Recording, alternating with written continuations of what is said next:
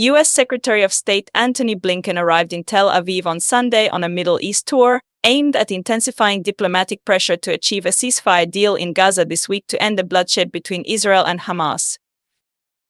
On his 10th trip to the region since the war began in October, Blinken will meet on Monday with senior Israeli leaders, including Prime Minister Benjamin Netanyahu, a senior State Department official said. After Israel, Blinken will continue on to Egypt. The talks to strike a deal for a truce and return of hostages held in Gaza were now at an inflection point, a senior Biden administration official told reporters en route to Tel Aviv, adding Blinken was going to stress to all parties the importance of getting this deal over the finish line. "We think this is a critical time," the official said. The mediating countries Qatar, the United States, and Egypt have so far failed to reach a deal in months of on-off negotiations, and bloodshed continued unabated in Gaza on Sunday. A strike killed at least 21 people, including 6 children, in Gaza on Sunday, Palestinian health authorities said. The children and their mother were killed in an Israeli airstrike on a house in the central town of Deir al-Balah, health officials said. There was no immediate comment from the Israeli military. The military said it destroyed rocket launchers used to hit Israel from the southern Gaza city of Khan Yunis, the scene of intense fighting in recent weeks, and killed 20 Palestinian militants. The talks toward a ceasefire are set to continue this week in Cairo following a 2-day meeting in Doha last week.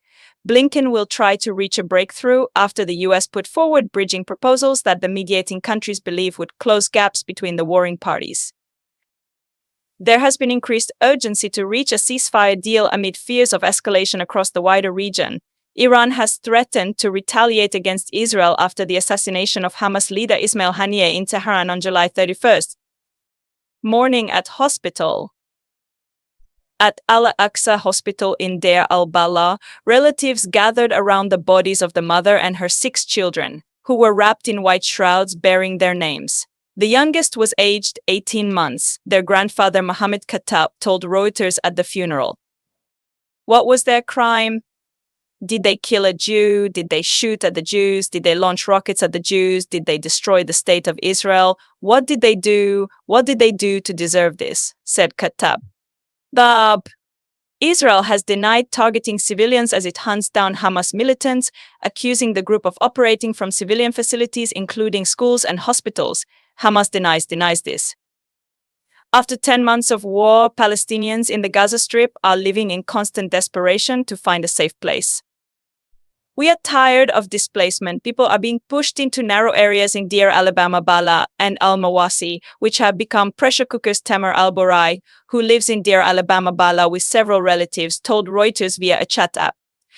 Tanks were just 1.5 km, 0.9 miles away, Borai added.